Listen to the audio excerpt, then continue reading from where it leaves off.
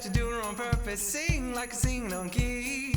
Talk to the girl that intimidates you. Pretend that you're brilliant and charming. I said pretend that you're brilliant and charming. Hey!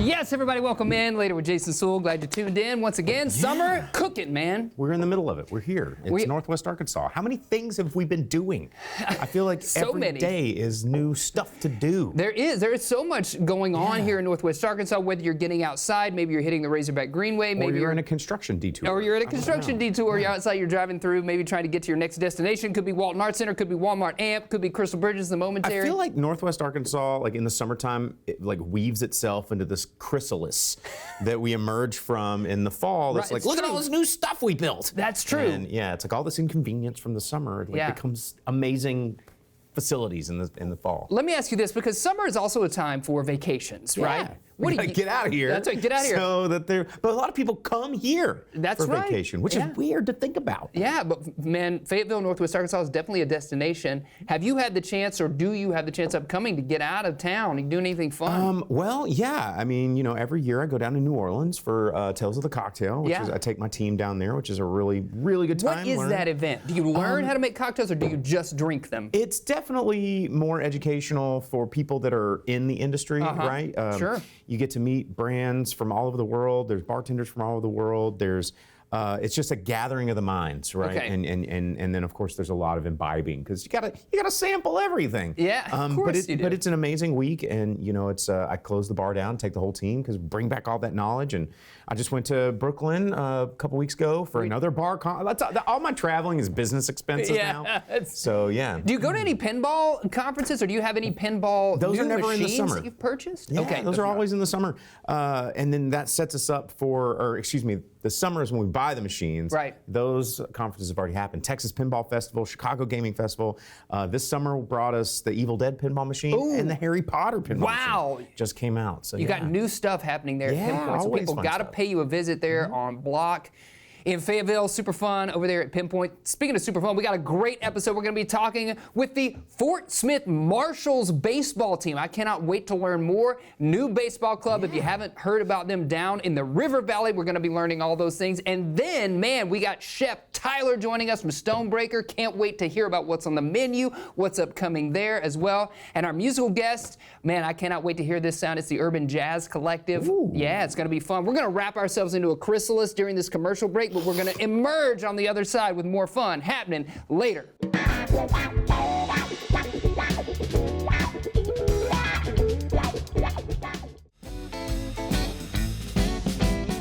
Welcome back, everybody. Welcome back. We are so fortunate to have the Fort Smith Marshals baseball team joining us. Greg, Jack, thanks for being here. Absolutely. Thank you. Let's talk about how this concept even came about and how, you brought this club here to Fort Smith. I'll get it started and you can jump in. But it's been 20 years in the making with Benny Westfall, and the league finally found a way to make it happen in Fort Smith by developing other teams in the region, and the teams through Texas and us and the ones through Joplin and Missouri just took a long time to do it. But once they realized how successful it was around the country, why not start in an area that hadn't seen minor league type baseball in a while? So we're here in year 2 going. Yeah, that's right. Yeah. And you're the Marshals, right? And I know that name obviously has, ties to Fort Smith. Maybe you could talk about that, the naming process, and how you decided on that one. Yeah, so we did a big fan vote, and by far #1 answer was Marshals, with the history with the True Grit movie that kind of centers around Fort Smith, and just the history of the Marshals in the River Valley and Fort Smith it's a perfect fit. Yeah. they just wouldn't let us put gallows in the kids' area. That's got to be the reason. Let me see that bat you got. Oh, yeah. Is this like legit? Like, could you use this? Oh, that's the team issued bat right there. That is the team issued bat. Yep. Wow, really cool. Bo, I'm going to hand this to you. Give it a swing. What do you think? Let's see it. You a lefty or a righty? Beating power. I don't know. I mean, it depends on who's coming at me.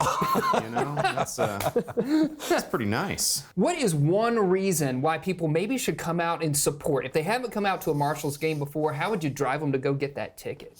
Yeah, I mean, we're really focused on the fan experience. We're fan first people, and we just want people to have, you know, a cold beer, a good hot dog, and you know, you can see fireworks, you can see good baseball, and really it's just a lot of fun. Yeah. Where does it happen? Where do all your games take place? So we play at the University of Arkansas Fort Smith. It's their baseball field right behind their basketball arena. So Sure. Yep. And you mentioned sort of these are like after the college athletes finish their careers, they go and play here, right? A chance to extend their career. What's the hope or what's the dream for those students? Do they go from your club up to like AA, AAA, majors? I mean, is that a possibility? Well, their focus would be to get drafted, and if they're not drafted, at least sign a free agent contract so they can go to really any team that would sign them, and then they get assigned from that point to an affiliate. So most of our guys would probably, if they get signed or drafted, would probably end up at a low A team or a high A team.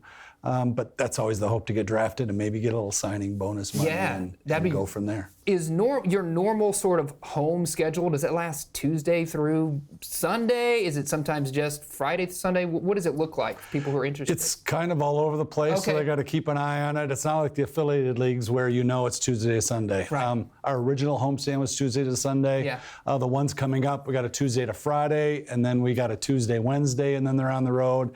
And then the one after that is Tuesday through Sunday. So it really depends. Yeah. What's the website then where people can go and sort of keep up? FortSmithMarshalls.com. Just make sure there's only one L in Marshalls. Okay, yeah, only one L in Marshalls. I bet that's a mistake that people make all the time, right? Probably more than we know, but Yes, Yes, Marshalls, for sure. 1L. That's great. Yeah, fantastic. Baseball, fun at the park, going out and having fun. What have you seen, Jack, from these like athletes that we have coming in playing for the Marshalls? What's that level of talent like? Yeah, so it's pretty cool, honestly. I mean, I'm not originally from here, so I'm from the Northeast, and we got players coming in from all over the country, all over the world. We got a guy from the Dominican Republic this year who's trying to get drafted, and it's really cool seeing everybody kind of get together and from all areas of the planet just playing baseball in Fort Smith. So. You know, the talent ranges from guys that are trying to get drafted to, you know, JUCO players who are trying to get to that D1 level. So it's really cool seeing them kind of work together, and they'll basically meet up for the first time 2 days before our first game. And so it's just kind of a crazy And then thing. they kind of gel. And I imagine as the season goes on, you see more of that, right? The team learns how to play together. Right. Yeah. So again, that first practice is kind of a weird day because nobody knows each other, and it's kind of just this crazy day. But yeah, even today, like they're almost best friends at this point. So it's really cool. That's great to see. When does the season end? So it'll be August 3rd. It'll be the last game, and then the playoffs start that week. I was going to ask. So there are playoffs, and there's the chance to be, what is it, like the league champ, the division champ? How does it break down? typically the top 4 teams will make it. Okay. 1 will play 4, 2 will play 3, and a single game elimination, and the 2 that come out on top will play a 3-game series. Yeah. So it'll be the Mid-American League champion. Okay, and this is only the second year for the Marshalls, Correct. right? So there's more to Correct. come. Absolutely. Obviously, down the pike, you got to check it out. What's that website again where people can go? FortSmithMarshalls.com. Awesome, Greg, Jack, thanks for joining me. Thank you so much. Absolutely. Thank you. Yeah, for sure. Stick around. We've got more happening later.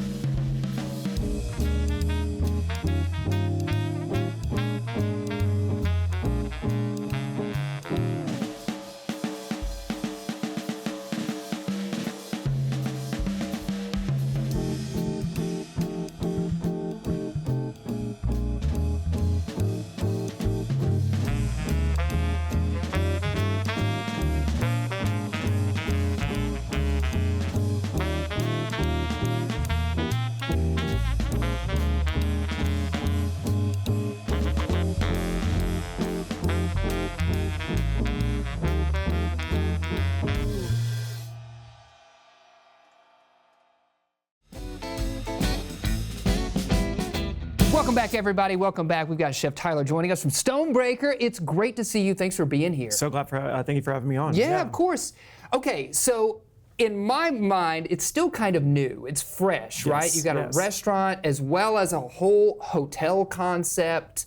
And people know this maybe if they've been in Northwest Arkansas for a while as the old Pratt Place Inn. Yeah, right? Yeah. So talk to us about what you got going on there at Stonebreaker. Yeah, we're up on the hill, Markham Hill, Yeah. the restaurant, and we have a members club that is in the restored historic mansion that the Pratts lived in. So we have the restaurant, we have a bar on the first floor, as well as a private dining room. We have lounge space. We have lounge areas you can rent and like reserve for like a private party for yourself. That's cool. Yeah, it's very cool. And then the second floor is a complete members club, which, co-working space, have their own bar, a pool table, a lot of activities going on. A little bit more exclusive there. For Yeah, Jason, don't think we're ever going to get invited. Yeah, no, I know. But definitely going to check out the restaurant because your food is amazing. I've heard nothing but great things. Thank you so much.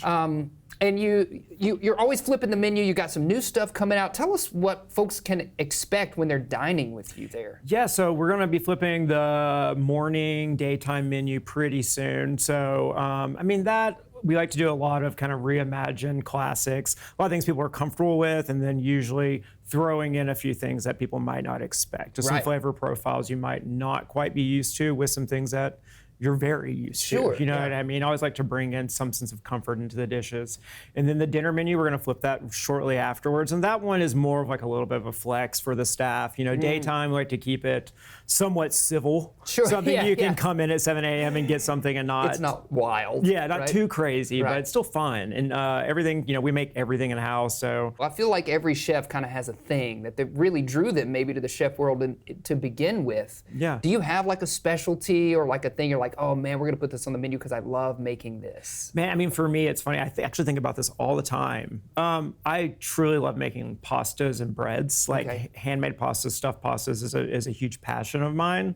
But really just the craft of doing things from scratch. Yeah. I feel like cooking is a lot of times a commodity. It's something that people need to eat on a daily basis. And, a lot of times it is about quick and fast. And so us trying to find a way of still making everything with our hands from scratch in a way that kind of honors the people who came up with these techniques, and also training the staff. They get to learn, new techniques, new recipes, new ways of making things. And once you have a firm grasp on, how to make a nice sourdough and the ins and outs of why it's reacting this way based on the temperature, the humidity in the room, you have just this breadth of more knowledge to kind of, when you're working on a recipe later down the road, or someone leaves me and wants to go somewhere else, they just have this knowledge to grow on. And I don't know, I would say that's my big focus. Is Speaking of bread, though, like I have to say that that English muffin, you got to teach me your secrets, because that English muffin sandwich. You need to have at least 48 hours for that secret. It's a long process. A long process. Bo, obviously you're in the hospitality industry too. How important is it kind of for you? It seems like you have a similar vibe to Chef here when it comes to having a passion about it, having a passion to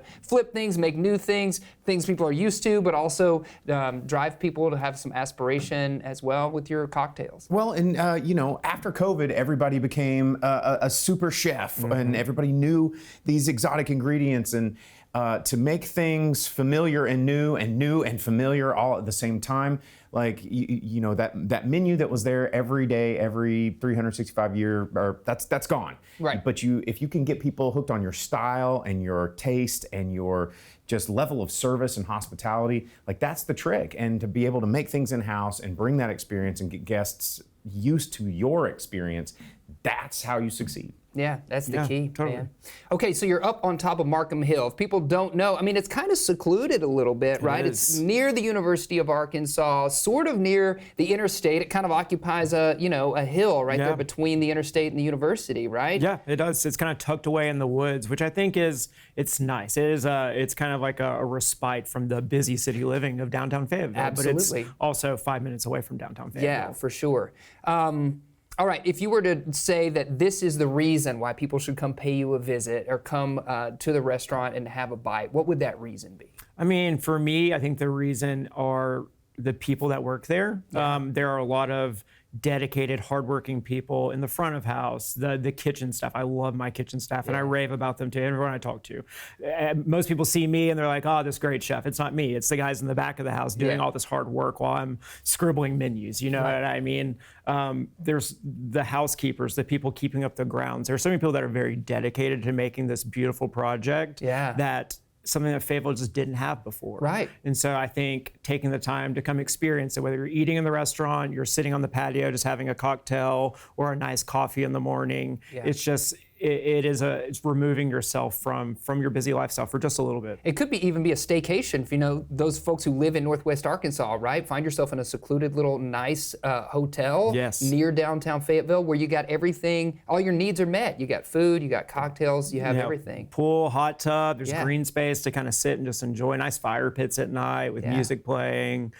There's plenty to do for everyone. What are the restaurant hours? We're open from 7 a.m. until 10 p.m., 7 days a week. Wow. Yeah. That's a lot, It man. is. But that means it's more accessible, so folks right now can go pay you a visit. Do you have a website that you want to plug? Yeah, we do. Stonebreakerhotel.com. All right. Yeah, please come check us out. Yeah, for sure. Thanks for joining us. Thank you so much for having me. Absolutely. I appreciate it. Yeah, for sure. Stick around. We got more happening later.